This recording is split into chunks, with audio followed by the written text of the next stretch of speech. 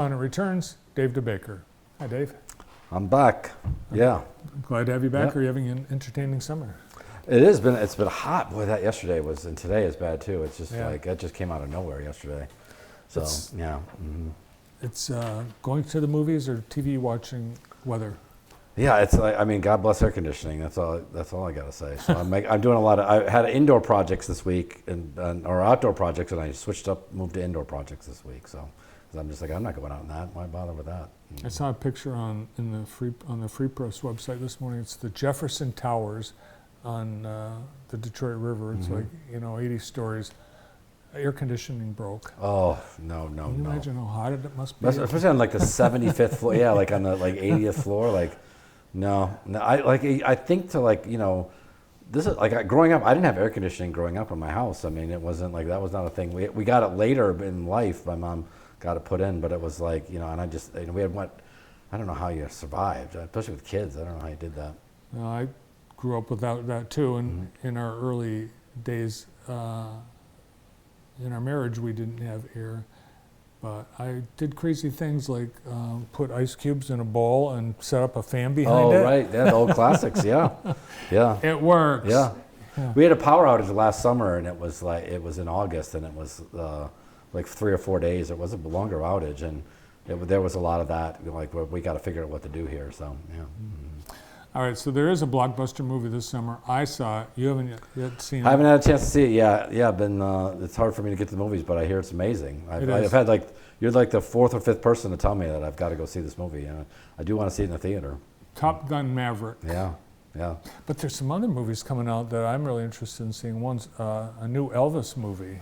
Yeah, by Baz Luhrmann, the guy who did Moulin Rouge, and has done a lot of Romeo and Juliet. Has done a lot of great movies, Oscar winner, and that does look amazing. I mean, if you're going to tell the Elvis story, you've got to make it big and a spectacle and all that stuff in there, and that looks impressive. I feel like I really want to see Top Gun Maverick in the theaters because I feel like the flight stuff has got to be just amazing in there. Yeah, and apparently. I don't know how they let Tom Cruise actually fly an F-18 or F-16 or whatever they are, but he did. They let him fly? I did not know that. I haven't read that part yet. They really let him fly one. Wow, that's crazy. Yeah. Tom Cruise could do. They would be like, we want to bring back the space shuttle program for this movie I'm doing, and we want you to launch the space shuttle. Okay, Tom Cruise, whatever you want, you can fly the space shuttle in space. Yeah, that's what it feels like he could get done. Yeah.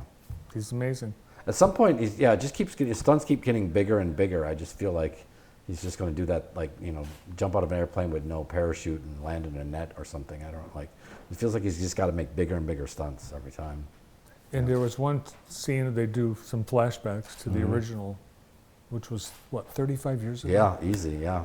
So they show the beach volleyball scene. Oh, right, the classic. Yeah. But it's like, is that from before? Or is that? I mean, the guy, it's like he doesn't change. Yeah. I'm. That was like a huge movie when I was younger, and it was like, so when I saw the sequel coming out and getting amazing reviews, I was interested in checking it out for sure. So, yeah, and I love those jet planes on a big giant screen. Have got to be just amazing. That's what I'm looking forward to. So, yeah. So the binge worthy TV series. There's, I guess, maybe a few out for summer. Are you watching any of them? Yeah, I mean, there's a few. We finished first the first one that I've been obsessed with has been the show Barry, which is on HBO, and it's a dark. I don't know if I don't know how you call it a comedy because it's not a comedy in any way you would understand. It's like I read an interview with Bill Hader that said they called it a comedy because it was only half an hour long, and that was the only reason why it got labeled a comedy. He didn't really want it he just wanted to label the show, and it's because it's not like there's definitely hilariously funny things happening in it, but especially the last episode of the third season, which just aired on Sunday, is very, very dark, and it's. We were just talking about this before. I watched the first season. I was like, okay, that was good. And then I kind of stopped watching it. I don't know. It kind of didn't hold me in the second season. And then when the third season premiered, I was like, well, let me revisit this again. And I rewatched it, and I fell in love with it again. And the third season is absolutely amazing. It is. There's only 8 episodes long. They're 30-minute episodes. It's a very bingeable show if you've got time at night and your partner doesn't want to watch it with you or whatever. You've got that. It's a really easy show to watch, and I've watched the final episode now 3 times, which I haven't done in forever. I haven't done that in a long time, where I've just watched something and thought it was so good. I immediately had to watch it again after I watched it the first time. It was Barry, Yeah. and it's Bill Hader. Bill Hader, Sarah Goldberg is in it. Stephen Root is in it. Anthony Cartwright, I think is his name, is in it. Just a great cast, and just really one of the most innovative. If you're a film person, you will love this show. You will love that show. Yeah. All right, so I guess we have a clip of do Top Gun. Oh, Top Gun. Maverick, All right. yes. Yeah, let's see it. Let's The take a guys look. are excited to see the clip.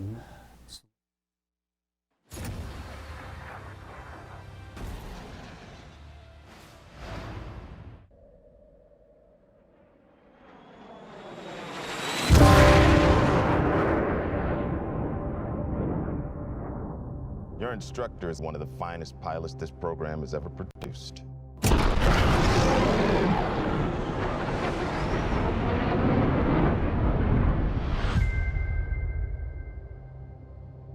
His exploits are legendary.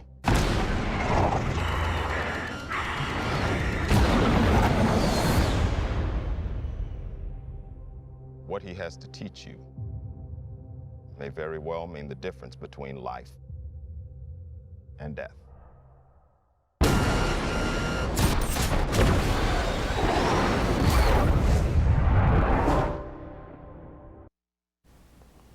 Oh yeah. It makes me want to sign up and join. Yeah, I mean that plane going like that. I mean, yeah, I'll see that all day. That's some cool stuff there. Apparently, that's why the Navy cooperates, because it's good for recruiting. Oh, I'm sure it is. Yeah, I mean, I think I remember that from the last time it was. So yeah, it's got to be. Everybody thinks they can do that easily, and it takes an incredible amount of skill. So, yeah. And while you're talking about HBO, you've got another show that you watch. We're watching Stranger Things, which is sort of like, it seems to be sort of like the always. Is that like the, still on? It is still on. Those kids are like 35 years old. I mean, they're. This season Oh, isn't it's on as great. Netflix. I'm sorry. It's on Netflix. Yeah. This season isn't as great for us. We're not really liking it as much. It's a little bit. The episodes are a little long. They're kind of bloated. They feel like.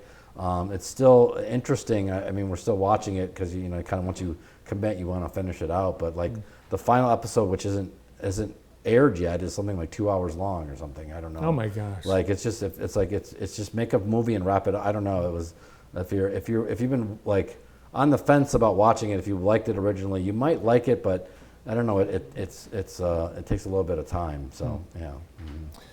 We have been watching a lot of British police and crime Yes. Yeah. shows, You told me about those. Yeah. but I can never remember the names of them. But one that I recommend is called Line of Duty, which I don't even know where you find it. It's got to be Netflix. It feels like everything's on. Like foreign shows are a lot on Netflix or Hulu.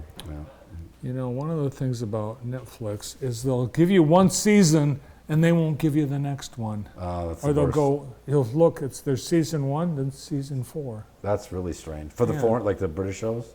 Yeah.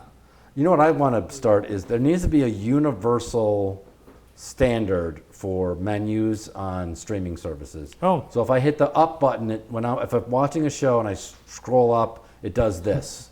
And for HBO, Netflix, Hulu, it's the same on everybody. They need, because like I'll hit the back button on Netflix and Exactly. it'll exit, but on Hulu that's I don't know. It's really, they need to work on. There needs to be some sort of universal. And the person who invents a way to make things easier to find, or they're going to make a fortune. They'll be rich. Yeah. Yeah, because sometimes, like, to put closed captioning on. Yes, Because right. on the British shows, you can't understand Right. some of the British people. Yep. It's different on everything. It's Yes. just you push that down arrow Right. and then suddenly it's back to the menu. Right. Or it goes back like 3 Yes. days to another city and in you're sitting in someone else's living room. Yeah, that's how far you're thrown off. The federal government needs to get involved in this. They're not really doing anything anyway. Get involved in this. Let's pass some legislation. Universal remotes. The remote should all be Yeah. the same for everybody, no matter what. Everybody can have their own thing when they want, but the remotes all look the same. Universal back. Imagine if you bought a VCR in the 90s and you put the reverse button on and the tape ejected. Like that's what it feels like now. That's what it feels right. like. right? All So it's right. like we need some sort of universal system going on. All right, I'll sign that petition. Yeah, let's do that. I'll be in front of the post office later on today. With my petition. Thanks, Dave. All right. Good to Have a be great here. weekend. Thanks. You too. Stay Entertainment- cool. I almost said stay warm, but Stay cool. cool. Stay cool. Yeah. Entertainment correspondent Dave DeBaker. Up next.